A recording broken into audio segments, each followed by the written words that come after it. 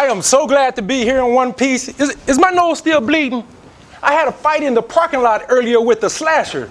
But don't look at me like that because he's waiting for you too right outside those doors. Now you may be wondering, who is the slasher?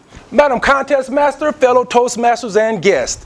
Many of you have already met the slasher, but you may have called him by another name, a name which you may not want to say out loud in church.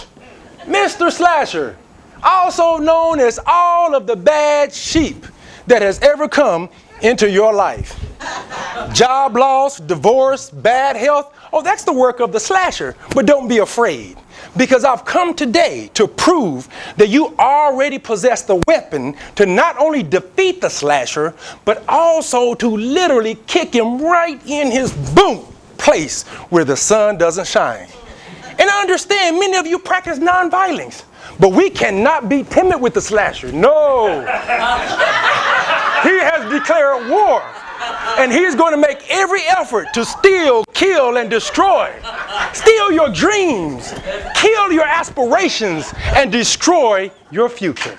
But you can win this war as long as you remember that it is not a physical battle. It is a battle that will be fought in your mind. And the number one defense is to alter the perceptions that you have of your realities to the point where any negative events that happened yesterday would no longer matter. Instead, you will always stand on the belief that every day is a new day filled with new possibilities. Ladies and gentlemen, I present to you the weapon called hope. When I was in college in Oklahoma, there was this incredibly beautiful girl named Regina Davis. Regina had long hair, a beautiful smile, and a body that screamed, wow! Everyone loved Regina. A few years ago, I went back to Oklahoma to visit with friends and family, and while there, I saw Regina at a Family Dollar, and her physical appearance had changed dramatically for the worse. Even her body that once screamed, wow, has somehow began to grunt an obese ow. And as I stared at her, she smiled, and it looked like she only had 3 teeth in her entire mouth, 2 in the back and 1 in the front. And then she spoke, hello, Otis. I suddenly became religious. Oh, Lord, save me. But then I remembered what Surgeon General Dr. David Satcher had revealed in 1999, that our mental health is directly connected to our physical health. So I decided to hang around and find out what happened to her. And here's what I learned in summary.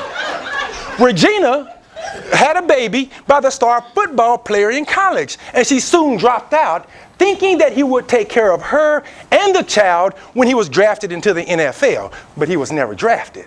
And he soon broke up with her. Then she met another young man and had another baby, but he too soon disappeared. As a single parent, her dreams of going back to school to get her degree soon began to diminish. Her self-esteem and self-confidence began to erode. And then depression set in. Drugs and alcohol became a way of treatment for her, to the point where the state of Oklahoma was forced to remove the children from her and her home. And that is when she finally gave up. Ladies and gentlemen, there's many in this room who have had your share of life's pain. And at the time, you didn't know exactly how you were going to make it. But every morning that you woke up, somehow, unlike Regina, you were able to cling to the hope that your today would be just a little bit better than your yesterday, and you was able to keep going. And now here you are in 2010. You've made it this far. Ladies and gentlemen, you were being tested as warriors by the universe, based not upon how many times that you were able to knock the slasher down, but instead measured on how many times the slasher had knocked you down, and on how many times that you were able to pick yourself back up and continue to move forward. So as you see, your best line of defense against the slasher is a powerful weapon that you already possess called hope. So continue to arm yourselves as you leave this room, because you will be confronted once again by the slasher, and he will throw the first punch. He's going to remind some of you that you lost your job and it doesn't seem as though anyone else is hiring, but you tell him that I said that was yesterday, because today, boom! boom, is a new day. Now, he's going to tell some of you that you went through a bad breakup or an ugly divorce and it left you in a precarious position, but tell him that was yesterday, but today, boom, is a new day.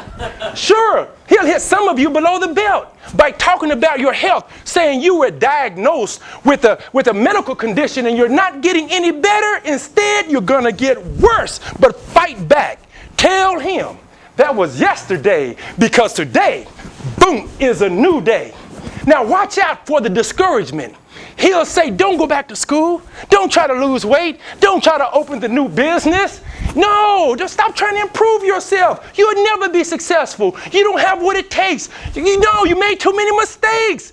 Give up, give up, give up. But no, Winston Churchill said, never, never, never give up. Never give up your goals. Never give up your dreams. Never give up your hope that every day is a new day with new ideas, new opportunities, a new chance at life. Imagine that.